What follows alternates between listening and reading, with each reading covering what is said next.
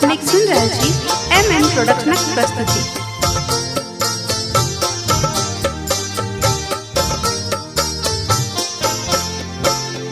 केरबा के पात पर उगियो न यो आदित्य करियो न देरी, परती के ना कसतबियो न यो भेले अरघ के बेरी।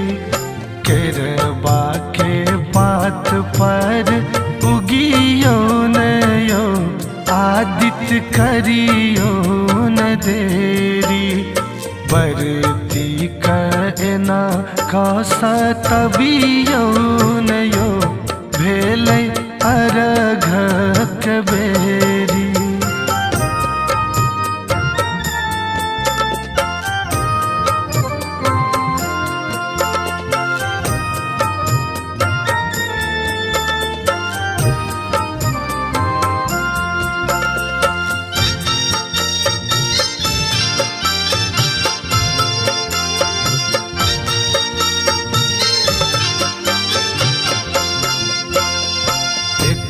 भोर हरिये में सुती होम उठलौ, दंड प्रणाम दैत घाट पर लौ। एक भोर हरिये में सुती होम उठलौ, दंड प्रणाम दैत घाट पर लौ। जल्दी से किरण के देखबियो न यो हम अहीं कतहेरी, बरती के ना के सतबियो न यो भेले अरघ के बेरी।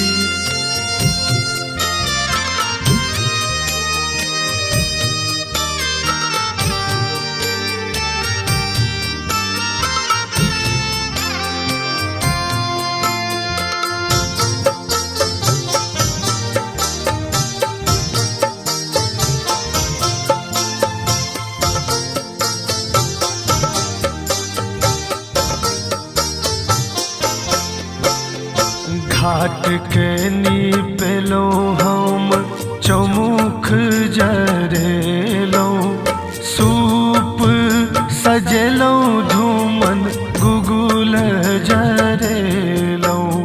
घाट के नीपेलो हम चौमुख जरेलो, सूप सजेलो धूमन गुगुल जरेलो।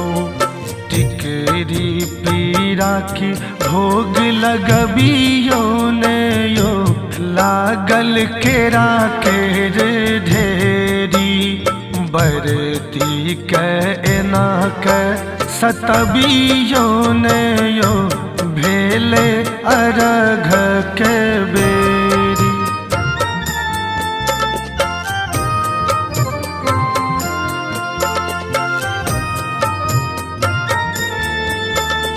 अपने सुन रहे छी MM प्रोडक्शनक प्रस्तुति।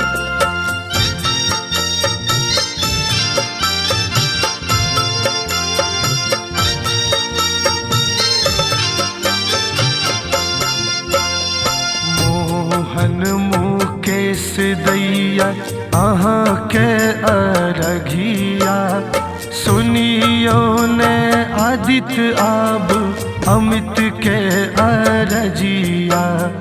मोहन मुकेश दैया अहाँ के अरघिया, सुनियो ने आदित्य अब अमित के अरजिया।